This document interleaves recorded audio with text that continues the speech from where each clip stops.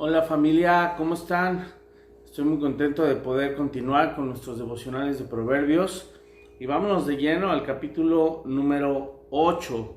Sé que ha sido una gran bendición haber estudiado el capítulo 7 y volver a ver pues las artimañas de la mujer ajena. Obviamente entendemos hoy en día no nada más la mujer ajena, sino toda la corriente del mundo que nos quiere atrapar, hermanos. Así de que pues vamos a continuar con nuestros devocionales. Vamos a orar. Padre, háblanos en esta hora y permítenos el día de hoy tener un entendimiento profundo de tu sabiduría, de lo que es conocerte, de lo que es, Señor, tu amor, tu gracia, tu perdón, tu favor y sobre todo deleitarnos y valorar tu palabra, mi Dios. Es nuestra oración el día de hoy, te lo pido en el nombre de Jesús. Amén. Muy bien, pues continuando con el capítulo 8, el título dice excelencia y eternidad de la sabiduría. Es un título perfecto y adecuado y al final se van a dar cuenta por qué. Porque se le dice a la sabiduría que es excelente y que es eterna. Hay excelencia y eternidad ahí y lo vamos a entender el día de hoy. Así es de que vamos a iniciar el verso 1 del capítulo 8 de Proverbios y empieza una pregunta. Dice, ¿no clama la sabiduría y da su voz a la inteligencia? En las alturas junto al camino, a las encrucijadas de las veredas se para. En el lugar de las puertas, a la entrada de la ciudad, a la entrada de las puertas, da voces. Oh hombres, a vosotros clamo, dirijo mi voz a los hijos de los hombres. Hasta aquí, hasta el verso 4, me encanta cómo lo pone el rey Salomón, porque venimos del capítulo 7, donde estamos viendo las artimañas de la mujer ajena, y vemos que todo el capítulo 7 fue una explicación de cómo de manera sutil, engañosa y en lo oculto se mueve ese pecado.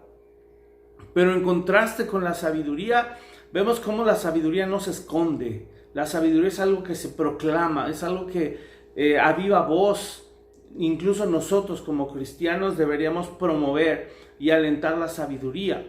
Pero me gusta mucho este capítulo 8 ahora que lo estudié, porque hay un momento, igual que en otro capítulo anterior, donde parece ser que la sabiduría toma la palabra, como si la misma sabiduría fuera un personaje.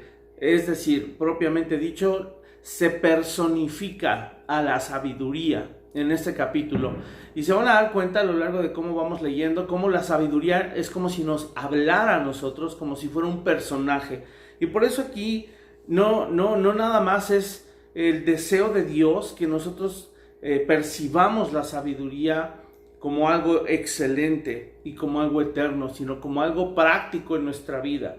De nada nos va a servir decir, wow, la sabiduría de Dios, que es excelente, es eterna, pero está muy bien ahí con Dios, que se quede con Él. No, Dios nos ha otorgado la sabiduría a nosotros y es algo que es necesario y crucial para la vida del creyente. Y también aquí en el versículo 4 empieza la personificación de la sabiduría cuando dice, oh hombres, a vosotros clamo. Ahora quiero que veamos el verso 5, a partir de ahí dice, entended, simples, discreción, y vosotros necios entrad en cordura. Oíd, porque hablaré cosas excelentes y abriré mis labios para cosas rectas. Porque mi boca hablará verdad y la impiedad abominan mis labios. Justas son todas las razones de mi boca, no hay en ellas cosa perversa ni torcida. Todas ellas son rectas al que entiende y razonables a los que han hallado sabiduría. A partir del verso 5 al verso 9, nuevamente la exhortación a los hombres simples, pero si se fijan en el versículo 5, no nada más les llama simples, sino también les llama necios. Y llama la atención a este tipo de hombres y les dice, es necesario ser discretos, es necesario entrar en cordura. Cuando nosotros iniciamos el sistema IC, aprendimos mucho acerca de los rasgos de carácter y uno de ellos es la discreción. Y cuando hablamos de discreción, es un rasgo de carácter un tanto difícil de entender, pero si lo aplicamos de una manera práctica, la discreción es cuando nosotros actuamos de una manera mesurada, cuando nuestras emociones, nuestra mente y nuestras palabras no les permitimos en ningún momento que se desboquen o que se desvíen, y siempre vamos a procurar hablar con sabiduría.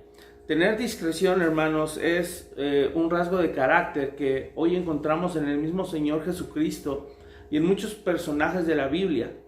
Y es importante que nos ejercitemos en esto, porque si algo nos hace falta como creyentes en la vida práctica es la discreción. La discreción se puede aplicar en muchas áreas de nuestra vida, en las relaciones sobre todo. Puedo pensar aquellas personas que no han desarrollado esta cualidad de carácter, son personas que constantemente se están metiendo en problemas por las cosas que dicen, por los diálogos que tienen, por la manera en la que se relacionan con las personas. Y saben, a veces en algunos casos no es incluso tanto el qué se dice, sino el cómo se dice. Por eso es que debemos valorar mucho la sabiduría y valorar mucho la palabra de Dios, en especial los proverbios, porque hemos encontrado una riqueza que nos ha llevado a vivir tan prácticamente la palabra de Dios.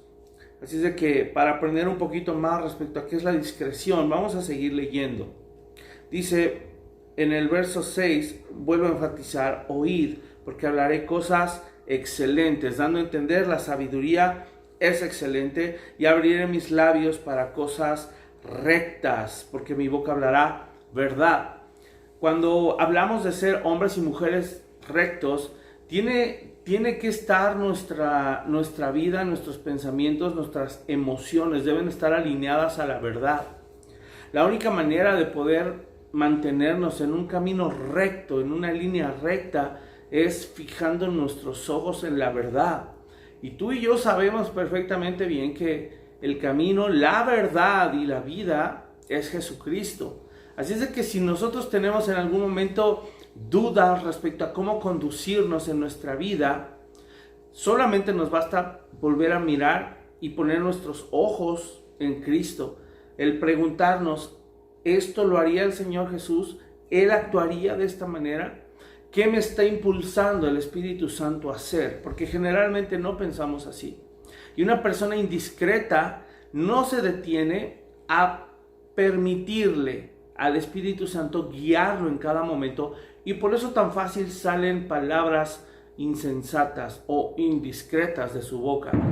De una manera práctica, creo que podríamos empezar a ejercitar y pedirle al Señor todos los días en las mañanas: Señor, ayúdame a que el día de hoy mi lengua, mis pensamientos, mis emociones estén alineadas a tu verdad. Permíteme hablar. Imagínate este tipo de oración, decirle al Señor: permíteme hablar solo aquellas cosas que tú hablarías. Esto, hermanos, es muy práctico, porque literalmente nos tendría que obligar a sumergirnos más a su palabra, estudiar más su palabra, de manera que todo lo que estemos meditando a lo largo del día, pensando, analizando, como ya nos compartía Jesús en su reflexión. Por cierto, Jesús, gracias a Dios por tu vida y por todos los hermanos que han subido una reflexión. En especial, cuando yo escuchaba esa reflexión me impactó tremendamente, porque tiene que ver con la sabiduría. Jesús hablaba de la sabiduría en su reflexión y decía que la sabiduría es Cristo mismo. Y ahorita lo vamos a descubrir de una manera más clara. Así es de que esa reflexión vino en el momento adecuado. Entonces, fíjate cómo sigue diciendo aquí el verso 7. Mi boca hablará verdad, y la impiedad abominan mis labios. Entonces, para terminar la idea que estaba diciendo yo y que venía construyendo, cuando alineamos nuestra vida a la verdad, que es su palabra, y nos obligamos a que su palabra esté constantemente en nuestro interior, lo que va a salir de nuestra boca, como dice aquí, mi boca hablará verdad. ¿Qué va a estar saliendo?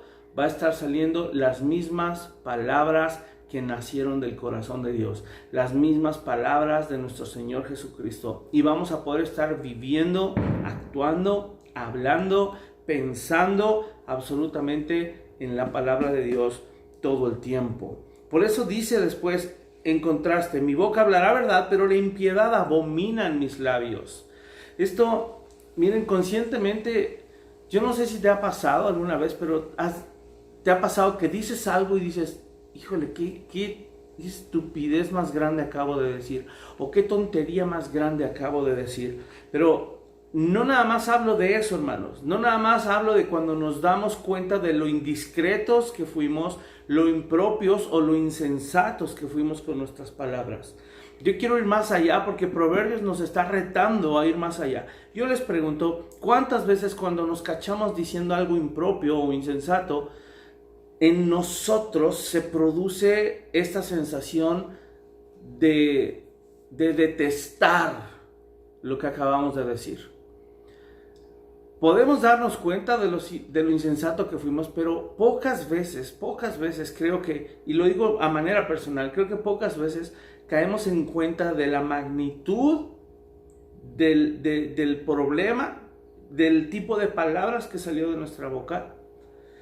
Y pocas veces podemos llegar a sentir una abominación, es decir, como un desprecio hacia lo que acabamos de hacer.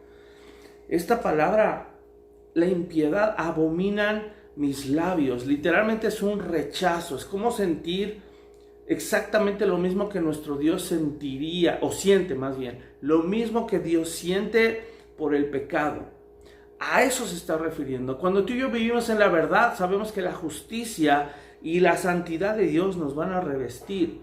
De manera que vamos a ser capaces de odiar y aborrecer o abominar el pecado. De eso estoy hablando. No estoy hablando nada más de que te sientas mal, sientas remordimiento y digas, chin, voy a cambiar, ya no lo voy a volver a decir. No. El reto y la madurez del creyente que Dios nos está demandando en este tiempo es llegar a un punto y a un nivel de madurez en donde tú y yo literalmente podamos decir, aborrezco las palabras perversas, aborrezco la impiedad, aborrezco el pecado de la misma manera que Dios. Por eso la sabiduría, hermanos, es tan importante y hay tanta excelencia en ella. Dice después, justas, lo que yo hablaba de la justicia, justas son todas las razones de mi boca, no hay en ellas cosa perversa ni torcida. Todas, escuchen, todas ellas son rectas al que entiende y razonables a los que han hallado sabiduría. ¿Quisieras tener la garantía de que todo lo que hablas, todo lo que dices sea recto, sea perfecto? Alineémonos a la verdad, abracemos la sabiduría. Ahorita vamos a tratar de cerrar esto con la enseñanza central de lo que es la sabiduría. Verso 10 dice, recibid mi enseñanza y no plata y ciencia antes que el oro escogido. Está hablando de aspectos materiales y comparando la sabiduría con lo material. Fíjate, dice, porque mejor es la sabiduría que las piedras preciosas y todo cuanto se puede desear no es de compararse con ella. Hasta aquí entonces viene la comparación de lo material y dice, ni siquiera lo más caro, lo más preciado en el mundo material se puede comparar con la sabiduría. Entonces, aquí es donde viene el parteaguas. A partir del versículo 12 es donde la sabiduría se personifica y empieza a tomar la palabra. Fíjense, dice, verso 12, yo, la sabiduría, habito con la cordura y hallo la ciencia de los consejos. El temor de Jehová es aborrecer el mal, lo que yo estaba diciendo, la soberbia y la arrogancia, el mal camino y la boca perversa aborrezco. Imagínate, la sabiduría tomó el micrófono y empezó a decir: el temor de Jehová es aborrecer el mal, la soberbia, la arrogancia, el mal camino y la boca perversa aborrezco. ¿De qué está hablando esto, hermanos? Sabemos que de los pecados que más se arraigan en nuestro corazón y más difíciles de arrancar es la soberbia y la arrogancia. Son pecados que son nutridos y alimentados por el yo, el famoso egoísmo, la adoración del yo. Yo me adoro, yo me apapacho, yo me justifico, yo me excuso, de manera que yo creo mi propio sistema de valores, yo creo mi propia religión y entonces hago a un lado al Señor. No, aquí es importante que tú y yo seamos capaces de reconocer que hay soberbia y arrogancia en nuestro corazón. ¿Saben? Todos los creyentes, en mayor o en menor medida, tenemos todavía arrogancia y soberbia en nuestro corazón. De verdad, hermanos, esto es para que lo reflexionemos. No quiero que se sientan mal en el sentido que nos estoy poniendo, y me incluyo, nos estoy poniendo dentro de una categoría de viles, asquerosos pecadores. Hermanos, por la gracia de nuestro Dios, Él nos justificó, nos redimió, pagó el precio, dice que Él es nuestra paz. Pero lo que estoy diciendo, hermanos, es que ahora que somos sus hijos y estamos en un proceso de santificación, es importantísimo que seamos humildes y que reconozcamos que dentro de nuestro ser, espíritu, alma y cuerpo, lo dice Pablo, están luchando dos leyes: la ley del espíritu y la ley de la carne, la ley que está en nuestros miembros impresa. Tu carne, tu cuerpo te va a obligar literalmente a que tú sigas pecando y sigas nutriendo la carne mediante cualquier actitud perversa que antes le daba placer a tu vida, que antes, al tener una mente muerta, al tener un discernimiento muerto, al tener una moral torcida, todo eso a ti y a mí nos causaba placer. Pero hoy en día dice la palabra que tenemos una nueva naturaleza. 2 Corintios, lo memorizamos, nos ha dado una nueva naturaleza, de manera que hoy espiritualmente renacimos y tenemos una nueva mente, una nueva inteligencia, una nueva moral, y tenemos la capacidad hoy de discernir el bien y el mal, de entender que lo que vivíamos en el pasado nos provocaba heridas, dolor y muerte, y que ahora estamos decidiendo alinearnos a la verdad, alinearnos a la rectitud, a la justicia y a la santidad. Esto, hermanos, es la clave de la vida victoriosa del creyente. El ser capaces ahora sí de poder aborrecer el pecado. Si tú en tu mente y en tu corazón no aborreces el pecado y estás en la posición de estar luchando y batallando contra el pecado, y no puedes dejar de pecar, porque dices o en tu mente argumentas que el pecado es delicioso, es sabroso y es atractivo y te gusta y todavía sientes, debes de tener cuidado, porque son dos opciones: o no has nacido de nuevo, o la otra, que en su defecto hayas nacido de nuevo, pero que hayas vivido en un cristianismo donde la doctrina no era sana y tal vez te enseñaron que, bueno, pues eso pasa y va a seguir pasando, y pues bueno, gracias a Dios por su gracia y su salvación que ya tenemos asegurado y que no podemos perder, ya estamos del otro lado. Hermanos, es delicado esto. Creo que es bueno en este tiempo poder reflexionar al respecto. Y repito, no dudar de nuestra salvación, pero reflexionar respecto a si verdaderamente hemos sido salvos por el fruto que se ve en nuestra vida. El único capaz de darse cuenta al 100% es Dios.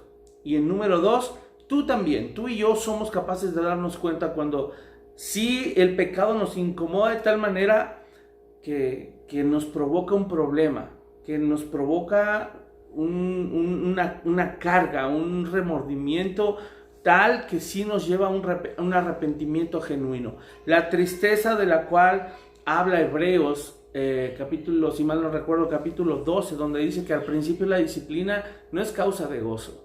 Y esa tristeza que produce un verdadero arrepentimiento es de donde nos debemos de tomar. Pero si sentimos remordimiento, sentimos la tristeza, pero eso solamente nos avergüenza y nos lleva a querer ocultar, escúchenme, esta es la clave, ocultar el pecado, poner caretas de religiosidad y en lo oculto seguir pecando, entonces es donde deberíamos de tener cuidado. Necesitamos mostrar un genuino arrepentimiento, necesitamos tener una fe viva que nos lleve a poder ir dejando el pecado. Sabemos perfectamente bien que no es en nuestras fuerzas, sabemos perfectamente bien que necesitamos y dependemos totalmente de la ayuda del Espíritu Santo. Y ahora que hemos descubierto la sabiduría, sabemos que es un recurso espiritual, un tesoro espiritual que tenemos en nuestro Señor Jesucristo, al cual podemos acudir también para salir de esta situación. Continúo con la personificación de la sabiduría. Después dice: conmigo está el consejo y el buen juicio. Escuchen, es decir, si estamos alineados a la sabiduría, siempre vamos a poder tener un consejo sabio para tomar decisiones y vamos a tener buen juicio para tomar buenas decisiones, discernir entre lo que está bien y mal. Yo soy la inteligencia. Además, hermanos, créanme, Dios nos da inteligencia espiritual. La fe y la razón no están peleadas. De hecho, el ser una nueva persona en Cristo incluso nos da una inteligencia superior, nos da una inteligencia mayor, porque es una inteligencia espiritual para poder entender sus verdades. Dice: mío es el poder, por mí reinan los reyes y los príncipes determinan justicia. Por mí dominan los príncipes y todos los gobernadores juzgan la tierra. Yo amo a los que me aman y me hallan los que temprano me buscan. Las riquezas y la honra están conmigo, riquezas duraderas y justicia. Fíjate qué hermoso. Y ahorita te vas a sorprender. Y después de que terminemos este devocional, te voy a invitar a que vuelvas a leer este capítulo, pero de una manera distinta. Me encanta cómo la sabiduría dice: yo amo a los que me aman y me hallan los que temprano me buscan. Las riquezas y la honra están conmigo, riquezas duraderas y justicia. ¿Sabes? Este diálogo suena tan real que pareciera ser que nos está... ¿cómo lo explico? Suena tan real este diálogo que pareciera ser que la sabiduría en verdad es una persona. Y eso es lo más increíble. Eso es lo más increíble, que la sabiduría literalmente sí es una persona. Obviamente tú y yo sabemos, lo mencionó Jesús, por eso me bendijo tanto su enseñanza. Es el mismo Señor Jesús. Y ahorita vamos a ver un pasaje en 1 Corintios que es apasionante y que describe perfectamente bien este asunto de la sabiduría. Fíjate bien, después sigue diciendo: por vereda de justicia guiaré, por en medio de sendas de juicio, para hacer que los que me aman tengan su heredad. Verso 21, vuélvelo a leer y dime si no te parece increíble que es Cristo mismo hablando. Para hacer que los que me aman tengan su heredad y que yo llene sus tesoros. Ahora escucha el 22. Jehová me poseía en el principio, ya de antiguo, antes de sus obras. Eternamente tuve el principado, desde el principio, antes de la tierra. Antes de los abismos fui engendrada, antes que fuesen las fuentes de las muchas aguas, antes que los montes fuesen formados, antes que los collados ya había sido yo engendrada. No había aún hecho la tierra, ni los campos, ni el principio del polvo del mundo. Cuando formaba los cielos, allí estaba yo. Cuando trazaba el círculo sobre la faz del abismo, cuando afirmaba los cielos arriba, cuando afirmaba las fuentes del abismo, cuando ponía al mar su estatuto para que las aguas no traspasasen su mandamiento, cuando establecía los fundamentos de la tierra, con él estaba yo ordenándolo todo y era su delicia de día en día, teniendo solaz delante de Él en todo tiempo. Qué pasaje tan increíble. Está hablando, no sé si te sorprende, pero está hablando en paralelo del Génesis, de cómo fue la creación. Y ahí quién estuvo presente operando la creación misma con toda sabiduría, porque si tú miras los pasos de la creación, fue con un plan perfecto diseñado, tan perfecto que hoy esta tierra está funcionando a pesar de la corrupción que entró en ella a causa del pecado. Está funcionando de una manera perfecta, tratando de regenerarse. Me parece increíble que ahora que nos metieron a todos a nuestras casas, se estén regenerando. No sé si han visto videos hermosos donde la naturaleza está volviendo a su lugar, donde se han visto avistamientos de especies que nadie sabía que existían ese tipo de especies y empezaron a caminar por las calles desiertas porque empiezan nuevamente a habitar donde era su lugar, donde antes eran sus casas que el ser humano vino e invadió. Los animalitos otra vez están saliendo, los mares se están limpiando. De verdad que eso a mí me parece increíble, pero en esa sabiduría que Dios pudo formar la creación, dice que todo fue por medio de la palabra, de el Logos, y tú y yo sabemos que el Logos es Cristo, y ahí estuvo. De manera que la sabiduría personificada es Jesucristo mismo, hermanos. Esto es algo tan hermoso y maravilloso. Y el último versículo que leí, el verso 30, dice: con Él estaba yo ordenándolo todo.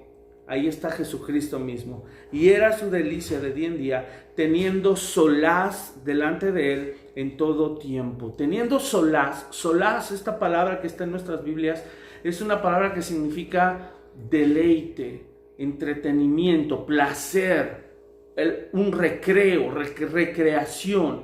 Y a mí me encanta porque cuando fue el séptimo día, dice la palabra que el Señor reposó de toda la obra que había hecho. Imagínate el Padre, el Hijo, el Espíritu Santo, porque los tres en uno, nuestro Dios, en esa Trinidad perfecta, reposó la Trinidad en el día séptimo, y ahí estaba el Hijo también diciendo, como dice, teniendo solaz delante de Él en todo tiempo, es decir, deleitándose también, es decir, wow, nos vamos a recrear. Esta creación tan hermosa que creamos para el ser humano es tan maravillosa que nos deleitamos y la estamos disfrutando de una manera preciosa. Quiero hacer un pequeño paréntesis, vamos rapidísimo a 1 Corintios, capítulo 1, y quiero que vean justo lo que Jesús nos compartía respecto a la sabiduría que es Cristo, y lo que este capítulo 8 nos viene a confirmar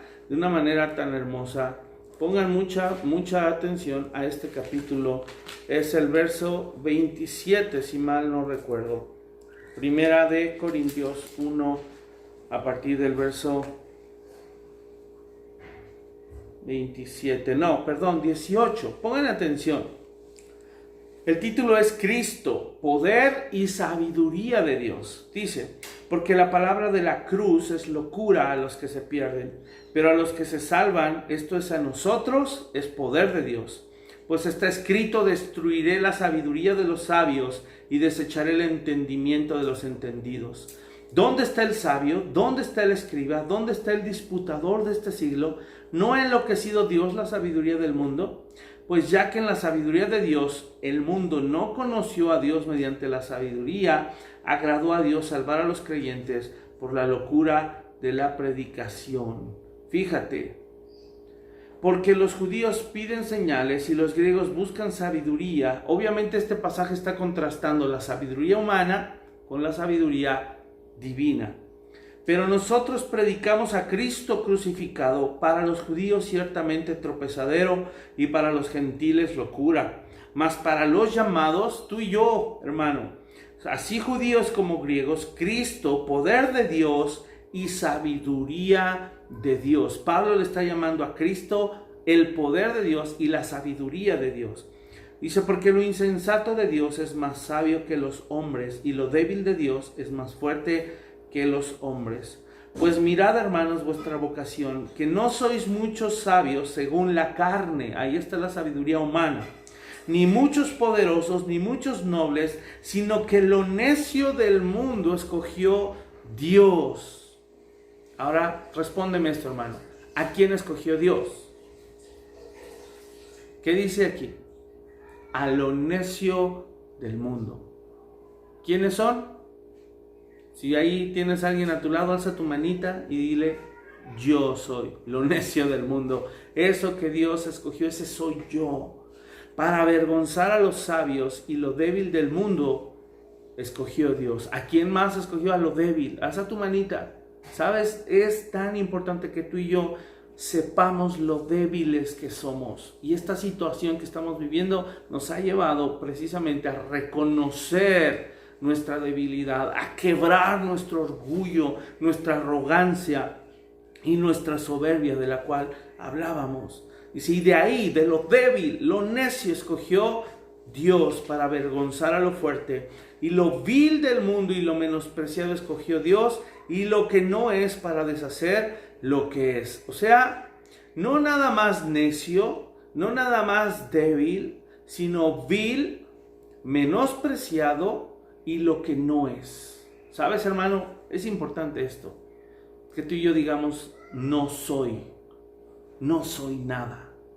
Dice lo que no es. No somos nada, hermanos. Y si no vivimos con esa mentalidad, esto es locura. Esto va en contra de los principios de éxito del mundo. Pero si tú y yo no vivimos diciendo: no soy nada, ¿sabes? No te vas a poder nunca llamar escogido de Dios. Pero Él le plació escogerte a ti y a mí porque éramos lo peor. Gloria a Dios por su gracia. Dice: a fin de que nadie se jacte en su presencia, mas por Él estáis vosotros en Cristo Jesús, el cual nos ha sido hecho por Dios sabiduría, justificación, santificación y redención, para que, como está escrito, el que se gloría, gloríese en el Señor. Quiere decir que por Dios, Cristo es nuestra sabiduría, es nuestra justificación, es nuestra santificación y nuestra redención. Qué pasaje tan maravilloso. Me encanta este devocional, de verdad que me ha edificado mucho, aunado a la reflexión de nuestro hermano Jesús. Vamos a terminar, hermanos. Dice verso 31: me regocijo en la parte habitable de su tierra, y mis delicias son con los hijos de los hombres. Ahora pues, hijos, oídme, y bienaventurados los que guardan mis caminos. Aquí, hasta el verso 31, del 12 al 31, la sabiduría tomó una persona, se personificó. ¿En quién? En la persona de nuestro Señor Jesucristo, porque la sabiduría es Él. Eso llévatelo en tu corazón. Ahora pues, hijos, oídme, y bienaventurados los que guardan mis caminos. Atended el consejo y sed sabios, no lo menospreciéis. Bienaventurado el hombre que me escucha, velando a mis puertas cada día, aguardando a los postes de mis puertas, porque el que me halla hallará la vida y alcanzará el favor de Jehová. Mas el que peca contra mí defrauda su alma. Todos los que me aborrecen aman la muerte. Qué tremendo cierre. Qué impresionante decir todas las bienaventuranzas que reciben aquellos que escuchan y atienden la sabiduría. Incluso dice el 35, el que me halle hallará la vida, por si nos quedaba duda que la sabiduría es Cristo.